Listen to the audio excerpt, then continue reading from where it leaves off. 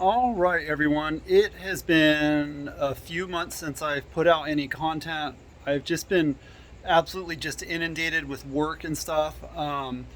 If you guys want to check out some of the projects that I've been working on, check me out over on Instagram. I'm at 26fe.ironworks on Instagram, and this way you just kind of see the stuff that you've kind of been missing out on in kind of a snapshot version, I guess.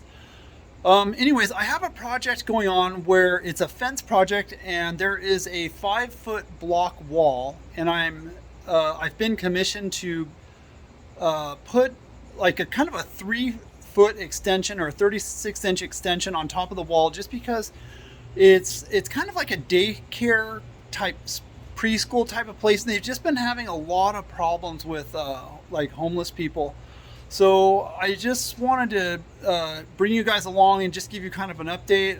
And I know that there are other people who are waiting on me to make videos and stuff, and I apologize. I just haven't gotten to it. I wanted to. It's in regards to TIG welding and having a finger controller for a TIG welder for the Vulcan Pro TIG 205. So anyways, let me get you guys flipped around, and I will explain to you what I have going on. Sit tight. All right, everyone, this is a piece of the railing that I have set up. It's about 8 feet long. Well, it is 8 feet long.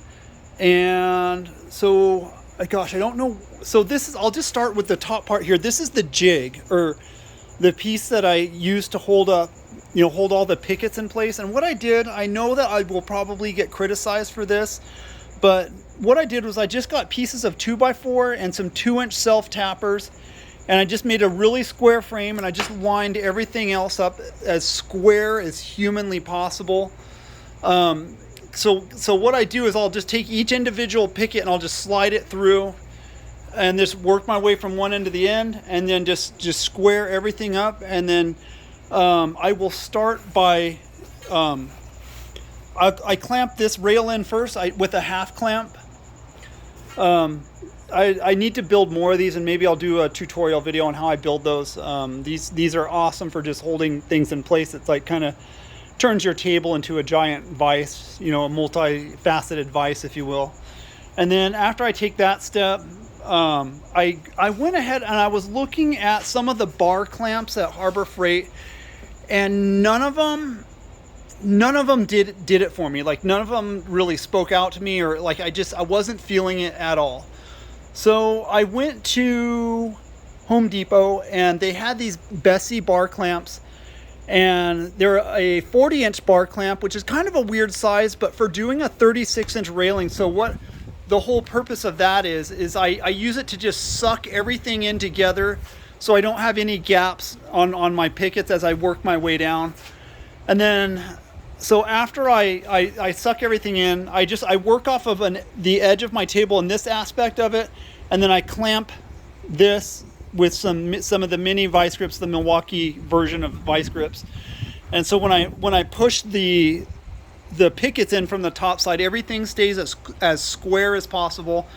And then also in regards, let me backtrack a little bit here. So after I get everything lined up, I made these really kind of like these long shims here. I have a table saw that's buried here. It's a commercial table saw.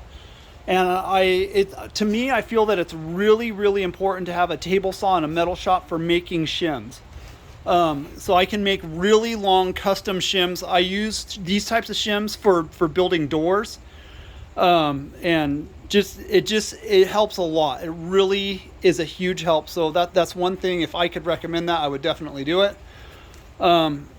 So anyways, I think that is about it. But if any of you guys are out there, if you're doing pool fencing, or people approach you with a fencing job and you're not sure on how to do it, this is about, I think, 260 feet of this I need, and I bid it at $50 a foot. And I think that's not the lowest, and it's not the highest. It's like right in the middle of the road, and I feel if I'm careful, I feel like I can do pretty well on it. So I hope that it helps in that regard. And I'm using the titanium helmet here. You guys, this helmet, since I made that original video, it has not faltered at all. And as you can see, it's got a few hours on it, and it's just really been a great helmet. So I think that's about it. I feel like I'm rambling. All right, you guys, thanks again for joining me this evening. And I know it's been a while since I put something out. I'll try to get back on the wagon again. I kind of fell off. Please like, comment, and subscribe. Peace out. I will see you on the next one.